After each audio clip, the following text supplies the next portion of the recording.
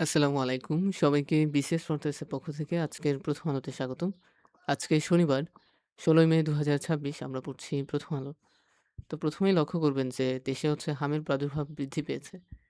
তো এখন হুট করে হাম কেন আসলে বৃদ্ধি পাচ্ছে এই ব্যাপারে আমরা অনেক কলাম দেখতে পাচ্ছি। তো অনেক মানুষ মনে করছে যে অন্তর্বর্তীকালীন সরকারের সময় যিনি স্বাস্থ্য মন্ত্রণালয়ের দায়িত্বে ছিলেন, তার কিছু ভুল সিদ্ধান্ত কিন্তু আজকে পুরো জাতিকে দিতে হচ্ছে। তো মেইনলি যেটা হয়েছে যে সরকার আপনার একটা ব্যাপারে সিদ্ধান্ত গ্রহণ করতে পারেনি। সেটা আপনার টিকা। যে টিকা আমরা কতটুকু রাখবো এবং কতটুকু আমাদেরকে প্রোভাইড করতে হবে। যার ফলে একটা ঘাটতি কিন্তু সৃষ্টি হয়ে যায়। ফলে যাদের টিকা দেওয়ার প্রয়োজন ছিল সবাইকে কিন্তু টিকা প্রোভাইড করা যায়নি। তো এটা যেহেতু একটা সংক্রমণ রোগ, এ কারণেই কিন্তু এখন কিন্তু দেশে প্রচুর শিশু কিন্তু হামের ফলে মারা যাচ্ছে। প্রত্যেকদিন নতুন করে আমরা কিছু মানুষ এর মৃত্যুর খবর শুনতে পাচ্ছি। তো এই যে সংখ্যাটা এখন পর্যন্ত প্রায় ৪৫০ ছাড়লো। তো আপনারা জানেন যে ডেঙ্গু একটা সমস্যা। এটা নিয়ে আমরা অলরেডি স্ট্রাগল করছি এবং এখন নতুন করে এই ব্যাপারটাও কিন্তু আমাদেরকে কষ্ট দিচ্ছে। তো এরপর দেখেন আপনি আমরা জানি যে আমাদের দেশে রিসেন্টলি বর্ষা শুরু হয়েছে।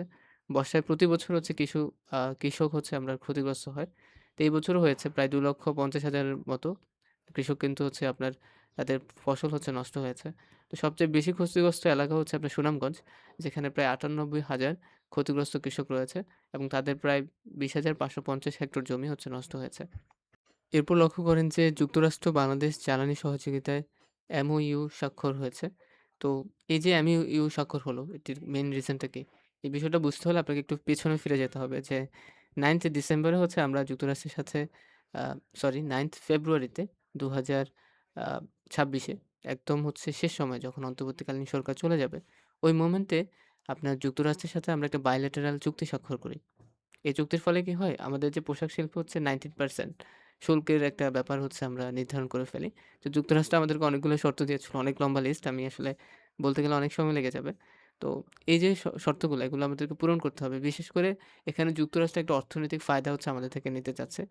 তো যেটা হবে আমাদেরকে তাদের থেকে আমদানি বাড়াতে হবে।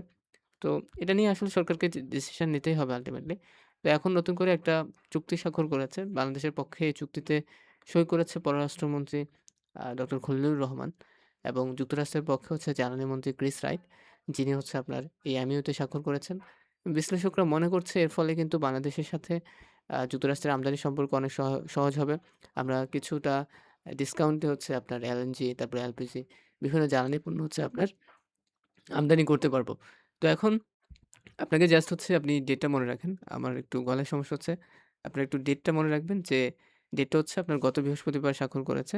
তো এই ব্যাপার আরকি। তারপর একটা বিষয় দেখেন যে ইউরোপে এখন নাগরিক বিপ্লব অনিবার্য হয়ে পড়েছে। তো ইউরোপে আপনার নাগরিক বিপ্লব কেন অনিবার্য হয়ে পড়েছে? এই বিষয়টা নিয়ে লিখেছেন মার্গ্রেথে ভেস্টাগার, তারপরে গিয়ম ক্লোসা এবং স্লাভোই জিজে। তো ব্যাপারটা কি ইউরোপ আসলে কিছুটা নিস্তেজ হয়ে পড়েছে। ইউরোপের যে তেজ ছিল সেটা আসলে আপনার ২০ শতকে এসে আমরা আসলে ওভাবে দেখতে পাচ্ছি না। কারণ যে ইউরোপ থেকে আপনার মানুষজন কিন্তু পুরো পৃথিবীর বিভিন্ন প্রান্তে ছড়িয়ে ছিল, সে ইউরোপ এখন কিছুটা ঘরকুনো হয়েছে। অনেকটাই USA, চায়না, তারপরে রাশিয়া, এদের উপর ইউরোপ ডিপেন্ডেন্ট হয়ে পড়ে আছে। তো ইউরোপের এই যে অবস্থান, এটা কিন্তু আল্টিমেটলি পরিবর্তন করতেই হবে। আদারওয়াইজ কিন্তু ইউরোপ ওর অনেক সমস্যা কিন্তু ভবিষ্যতে তৈরি হবে। তো এই বিষয়টা বলছে যে একটা নাগরিক বিপ্লবই আপনার ইউরোপকে তাদের মুক্তির পথ দেখাতে পারে।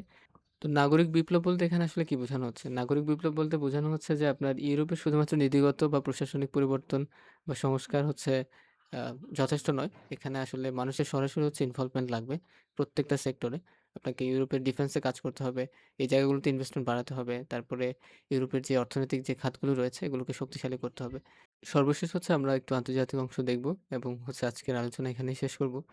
আপনারা জানেন যে রিসেন্টলি আপনার যুক্তরাষ্ট্রের প্রেসিডেন্ট ডোনাল্ড ট্রাম্প তার কিছু গুরুত্বপূর্ণ ব্যক্তিবর্গকে নিয়ে কিন্তু চায়নাতে এসেছে এবং চায়নার কাছে আসার মেইন অনেক রিজন রয়েছে। সবচেয়ে গুরুত্বপূর্ণ যে রিজনটা আমার মাথায় আসছে সেটা চায়না ইরান এবং USA কনফ্লিক্ট এর মেইন সেন্টার পয়েন্ট। কারণ চায়না বিভিন্নভাবে কিন্তু ইরানকে সাহায্য করছে এবং চাইনিজ হেল্প এর কারণে কিন্তু ইরানও অনেকভাবে শক্ত হয়ে দাঁড়িয়েছে। তো এখন চায়নাকে যদি আমেরিকা কিছুক্ষণের জন্য হলেও তাদের ভাগে আনতে পারে, তবে ইজিলি ট্রাম্প যে চুক্তি চাচ্ছে আপনার ইরানের সাথে, সেটা অনেকটা আপনার ইরানকেও একটা প্রেশারাইজ করতে পারবে। তো এখানে আরেকটা ব্যাপার এসেছে যে মার্কিন প্রেসিডেন্ট ডোনাল্ড ট্রাম্পের এই সফরে যখন শেষের পথে তখন ঠিক আগে হচ্ছে আপনার চীনের প্রেসিডেন্ট শি জিনপিং হচ্ছে আপনার ট্রাম্পকে তাদের বেইজিংয়ের হচ্ছে তিয়ানআনমেন স্কোয়ারের পাশে এক জায়গায় নিয়ে যান। যেটা হচ্ছে আপনার যার নাম হচ্ছে আপনার জংনানহাই বাগান। তো এই জংনানহাই বাগান এটা মনে রাখতে পারেন। এই গোপন বাগান হচ্ছে একসময় চীনা রাজপরিবারের উদ্যান ছিল। তো এটা পরীক্ষায় আসতে পারে। আমার কাছে খুবই ইম্পোর্টেন্ট মনে হয়েছে। তো এই ব্যাপারটা একটু মনে রাখতে হবে। আমার কাছে ইম্পোর্টেন্ট মনে হয়েছে। আরেকটা বিষয় একটু মনে রাখতে পারেন সেটা হচ্ছে ট্রাম্পের পর হচ্ছে চীন সফরে যাচ্ছে হচ্ছে ভ্লাদিমির পুতিন এবং এটা প্রায় হচ্ছে ২০ মে হচ্ছে এই সফর হতে পারে। তো এই ছিল আমাদের আজকের সংক্ষিপ্ত আলোচনা। তো যারা ভিডিওগুলো দেখছেন অবশ্যই হচ্ছে লাইক, কমেন্ট এবং হচ্ছে সাবস্ক্রাইব করবেন। আরেকটা বিষয় একটু বলে রাখি যে আমরা আসলে আমাদের কনটেন্ট নিয়ে কাজ করব। আমরা চেষ্টা করব আপনাদেরকে পত্রিকা পর্যালোচনার পাশাপাশি হচ্ছে আপনার কিছুটা গুরুত্বপূর্ণ ফোকাস এবং হচ্ছে আপনার গুরুত্বপূর্ণ এমসিকিউ গুলো হচ্ছে আপনাদেরকে প্রোভাইড করার। তো আপনারা একটু হচ্ছে আপনাদের আমাদের সাথে থাকবেন। তো ধন্যবাদ সবাইকে। দেখা হচ্ছে পরের কোনো ভিডিওতে। সে পর্যন্ত ভালো থাকবেন, সুস্থ থাকবেন। আসসালামু আলাইকুম।